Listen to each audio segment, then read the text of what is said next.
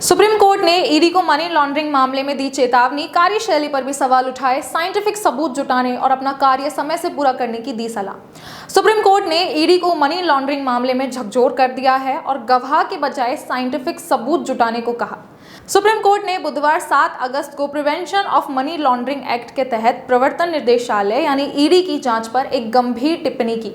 Court ने पाया कि ईडी ने 5000 से अधिक मनी लॉन्ड्रिंग के मामलों की जांच की है, लेकिन इनमें से सिर्फ 40 मामलों में ही दोष ढूंढ पाई है। इस पर जस्टिस सूर्यकांत, जस्टिस उज्जवल भुइयां और जस्टिस दीपांकर दत्ता की बेंच ने ईडी को कड़ी फटकार लगाई है और फटकार लगाते हुए कहा कि गवाहों के बयान पर निर्भर रहने के बजाय ईडी को ठोस सबूत और साइंटिफिक सबूत जुटाने चाहिए। नमस्कार, मैं पीहू, आप देख रहे हैं गोल्डन हेड। दरअसल ये मामला छत्तीसगढ़ के एक व्यापारी सुनील कुमार अग्रवाल से जुड़ा है, जिनके खिलाफ कोयला ट्रांसपोर्ट के लिए लेवी टैक्स न देने के आरोप में मनी लॉन्ड्रिंग का केस दर्ज किया गया था। सुप्रीम कोर्ट ने मई में अग्रवाल को जमानत दी थी और अब उनकी गिरफ्तारी की वैधता की समीक्षा की जांच कर रहा था।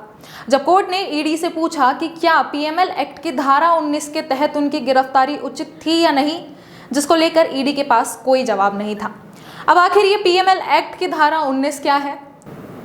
इस एक्ट की धारा 19 के तहत ईडी के पास किसी भी व्यक्ति को गिरफ्तार करने का अधिकार है यदि उन्हें संदेह हो कि व्यक्ति ने मनी लॉन्ड्रिंग किया है। इस धारा के तहत ईडी को लिखित में बताना होता है कि उन्हें आरोपी पर मनी लॉन्ड्रिंग का शक क्यों है और गिरफ्तारी के कारण को स्पष्ट करना होता है।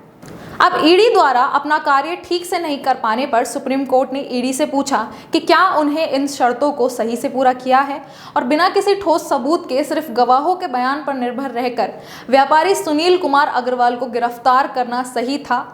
इस पर ईडी कोई जवाब न दे सका और इस पर जस्टिस सूर्यकांत ने ईडी को मामले की गंभीरता को समझाते हुए ठोस सबूत जुटाने पर ध्यान देने की सलाह दी है। वहीं जस्टिस भुइयां ने बताया कि पीएमएल एक्ट के तहत दर्ज किए गए 5000 मामलों में केवल 40 में सजा सुनाई है, जिससे सजा की दर बेहद कम है। और जस्टिस दत्ता ने भी ईडी को फटकार लगाते हुए धारा 19 के तहत गिरफ्तारी आदेश तब तक टिकाऊ नहीं हो सकते जब तक कि ईडी खुद आरोपों को साबित नहीं कर सके। आरोपियों को सजा नहीं दी जा सकती है। हालांकि जस्टिस ने ईडी को अपने कार्य में फुर्ती लाने को कहा और सुप्रीम कोर्ट के इस आदेश के बाद में ईडी को अपनी जांच की प्रक्रिया में सुधार करने और साक्ष्यों के विश्लेषण में वैज्ञानिक दृष्टिकोण अपनाने की सलाह दी है।